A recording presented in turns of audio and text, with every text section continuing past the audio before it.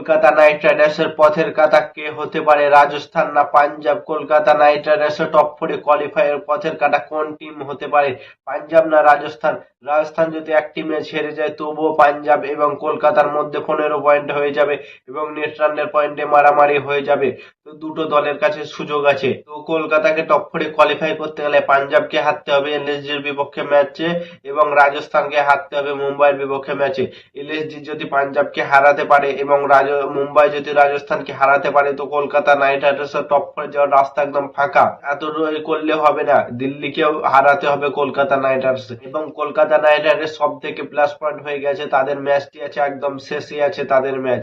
Kolkata night রাইডার্সের match একদম শেষ হয় যদি কালকের ম্যাচে পাঞ্জাব জিতে নেয় এবং যদি রাজস্থান হেরে যায়, তাহলে মানে ভাবো নেট রান পয়েন্টে কত বল থাকতে পাঞ্জাবের বিপক্ষে ম্যাচ জেতার জন্য অথবা টপ ফোরে কোয়ালিফাই করার জন্য কেকেআর কে কত বল থাকতে ম্যাচ জিততে হবে অথবা কত রানের মধ্যে তাদেরকে অল উইকেট করতে হবে, সবকিছু জানতে পারবে কলকাতা নাইট রাইডার্স। যেমন আরসিবি জেনে গেল হায়দ্রাবাদ ভার্সেস আরসিবির ম্যাচে টপ টু এর মধ্যে ফিনিশ করতে গেলে কত রান করতে হবে, সেখান থেকে কলকাতা নাইট রাইডার্সের অনেক বড় সুযোগ আছে এই ক্ষেত্রে।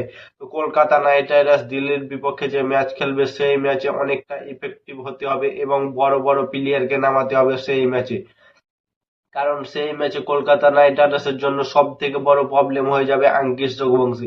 আঙ্কিশ রঘুবংশী সেই ম্যাচে খেলতে পারবে না। আঙ্কিশ রঘুবংশী 7 দিনের জন্য রুলড আউট হয়েছে, 7 দিনের জন্য আঙ্কিশ রঘুবংশী রুলড আউট হয়ে গেছে। তার পরিবর্তে কোন প্লেয়ারকে খেলানো যায় সেটা হচ্ছে বেশ হয়।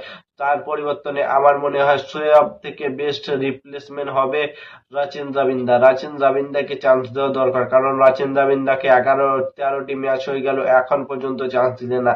লাস্ট ম্যাচে রাচিন জাবিন্দাকে চান্স দেওয়া দরকার, কারণ নিউজিল্যান্ডের মতো বড় দলের ওপেনিং অথবা 3 নম্বরের প্লেয়ার হচ্ছে Rachin জাবিন্দা।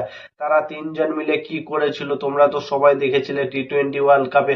Finn Allen, team Seifert এবং রাচিন জাবিন্দা মিলে একতরফা ম্যাচ জিতিয়ে দিচ্ছিল নিউজিল্যান্ডকে, সেই প্লেয়ার গুলোকে বসিয়ে রেখে দিয়েছো।